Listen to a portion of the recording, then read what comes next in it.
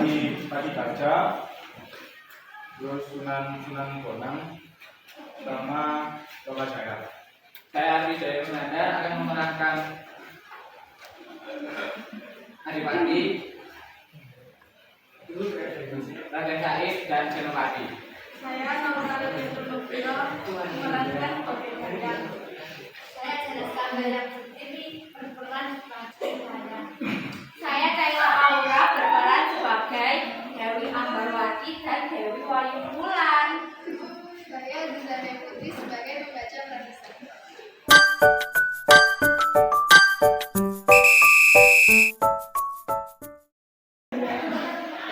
Sebuah kisah yang menceritakan perjalanan seseorang dalam mencari kebenaran hingga mendapatkan hidayah Allah dalam tatanan marifat batinnya juga batinnya. Perang saudara yang berkepanjangan di Majapahit menyisakan penderitaan bagi seluruh rakyatnya. Penyakit dan kelaparan terjadi di mana-mana. Kadipaten Tuban, salah satu bawahan Majapahit, mau tidak mau terkena imbasnya kelaparan dan kematian hampir setiap hari selalu terjadi. Raden Mas Said Putra Adipati Bilwaktika tergerak hati untuk mendorong rakyatnya dengan mencuri bahan makanan dari penduduk Kadipaten dia bagikan untuk rakyatnya. Lama-kelamaan perbuatan kecil juga berkurangnya bahan makanan di penduduk Kadipaten membuat Adipati Bilwaktika marah besar. Dia memerintahkan Pati Gajah Lembana dan para senopatinya untuk menangkap pencuri itu di atau mati. Kerajaan, kita apa memangnya? Jawab Gusti, kerajaan Majapahit, tolonglah. Mendapat itu, siapa yang berani melakukannya? Anda yang tidak tahu, dia pasti tidak akan mengampuni kelakuan keduniaan itu. Tapi menurutku, pencuri itu tidaklah salah. Dia melakukan kejahatan itu karena rakyat sengsara akibat kekurangan pangan. Dengar, akhir-akhir ini rakyat mendapatkan bahan pokok dari seorang lelaki tidak dikenal. Sudahlah, sebentar lagi Ratu akan datang. Kalau dia tahu kita sedang mengunjunginya, dia pasti akan marah besar. Benar, ayo kembali. Pati Gajah Lembana berhasil menangkap pencuri itu di Rumah Pangan Kadipaten. Segera dihadapkan kepada Adipati Bilwaktika. Pati Gajah Lembana menghadap Adipati membawa tawaran.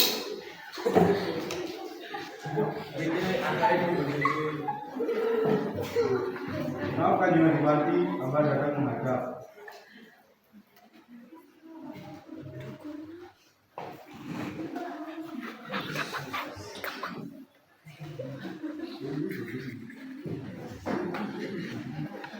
Gajah Lembana, apa ini pencurian istana Kadipaten?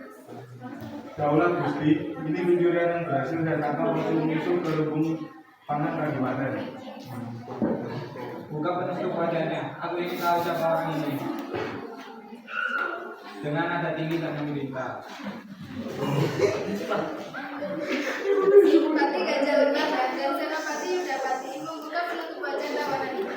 Alangkah terkejutnya sang Adipati juga permaisuri ketika mengetahui siapa dibalik penutup wajah itu. Ternyata pencuri yang selama ini meresahkan Kadipaten adalah Raden Mas Said yang tak lain putranya sendiri.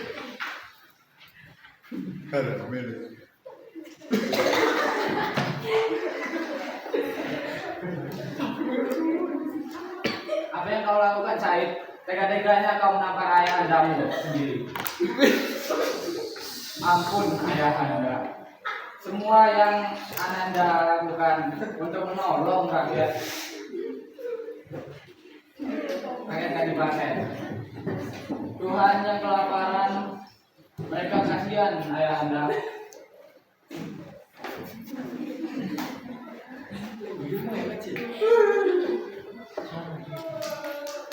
Apa Ananda salah menolong rakyat Kadipaten? Tidak salah, kamu menolong.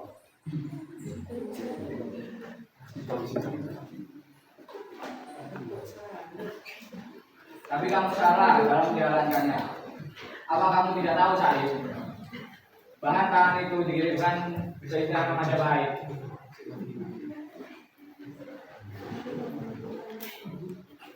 Untuk membantu pasukan di sana.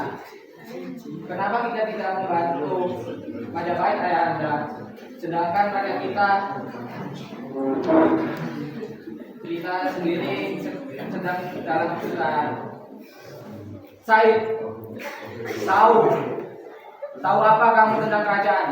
Sekarang kamu hentikan perbuatanmu atau kau akan menerima akibatnya. Ampun ayahanda, kalau memang itu pilihan ayahanda, ananda akan tetap menolong rakyat Tuhan.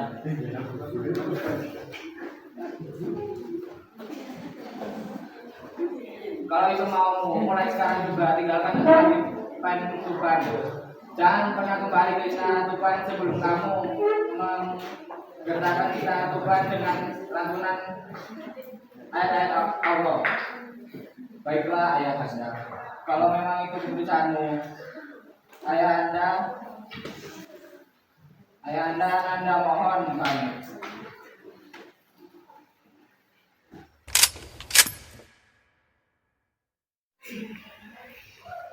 Berhenti Pak Tua. Ada apa anak muda kamu menghentikan tanggaku? Aku menginginkan tongkatmu Pak Tua. Kelihatannya bagus dan mahal harganya. Tongkat ini hanya terbuat dari kayu anak muda dan tidak ada harganya. Untuk apa kamu mencari harta seperti itu anak muda? Akan kubagikan kepada rakyat yang membutuhkan. Niatmu untuk menolong sesama itu bagus, tapi caramu yang tidak benar. Apa kamu membasuh dengan air kotor? Tubuhmu akan menjadi bersih. Merampok itu perbuatan dosa, apapun alasannya. Sedangkan hasilnya kamu bagikan pada rakyat. Apa kamu mau membagi dosamu dengan mereka semua? Kalau kamu mau harta, lihatlah itu anak muda. Lokajaya kaget menghampiri pohon itu, memanjat dan mengambil buah yang mengiranya emas. Nafsu yang menguasai sehingga ia terjatuh, dan buah itu menimpa tubuhnya, berubah menjadi wujud aslinya, yaitu pohon buah kolang-kaling. Setelah sadar, Lokajaya terkejut. Ternyata buah yang dikiranya emas hanyalah kolang-kaling. Dia baru menyadari kalau orang tua yang dihadapnya bukan orang sembarangan. Dia memburu, maka dikejarnya orang tua itu. Izinkan aku tahu siapa kamu orang tua. Orang-orang yang berburu Sunan Bonang. Kanjeng Sunan, izinkan saya berburu. Saya ingin menebus semua kesalahan saya. Aku sebenarnya tahu siapa dirimu anak muda. Kamu putra Adipati Purba. Apa kamu sudah siap lahir batinmu untuk berburu padaku? Lahir batin saya sudah siap Kanjeng Sunan. Apapun yang Kanjeng Sunan perintahkan akan saya junjung. Baiklah anak muda, tapi aku sedang ada keperluan di istana Demak. Tunggu aku di sini. Jangan pernah pergi sebelum aku kembali. Baik, Kanjeng Sunan. Sepeninggal Sunan Bonang, Lokajaya atau Raden Said bersila di depan tongkat yang ditancapkan Sunan Bonang tadi. Hari berganti minggu, minggu berganti bulan, dan bulan berganti tahun. Tubuhnya dipenuhi tumbuhan dan senang berkar. Tak tersisa 3 tahun sudah, Raden Said atau Lokajaya betapa menunggu kedatangan Sunan Bonang. Suatu ketika, Sunan Bonang melintasi wilayah itu dan baru teringat dengan Raden Said. Ketika Sunan Bonang datang ke tempat dulu, ia menancapkan tongkatnya. Raden Said tidak terlihat, yang ada hanya gerombolan semak belukar. Ketika didekati, ternyata itu tubuh Said yang ditumis semak belukar. Dengan terenyuh dibersihkan tubuh Said dari semak belukar. Sunan Bonang mencoba membangunkan Said dari ketapaknya, tapi Said tidak dibangunkan dengan cara biasa. Sunan Bonang bersenyum. Dia tahu kalau Raden Said mendapatkan maghfirah dari Allah, maka tidak ada cara lain untuk membangunkan selain dengan azan di telinga kanan dan dihormati di telinga kiri. Barulah Raden Said terbangun dari tampaknya.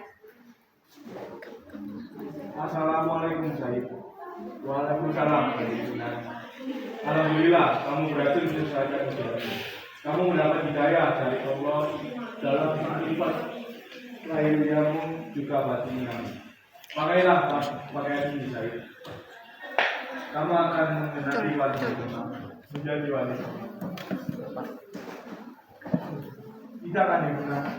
Biarlah saya memakai pakaian terbaik kamu.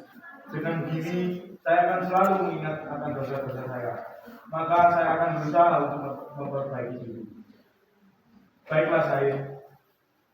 Kalau itu yang menjadi keputusanmu, karena selama 3 tahun kamu bertapa di sini. Aku memberimu nama Jopokali. Tapi orang-orang akan dan menyebutmu sebagai Sunan Kalijogo.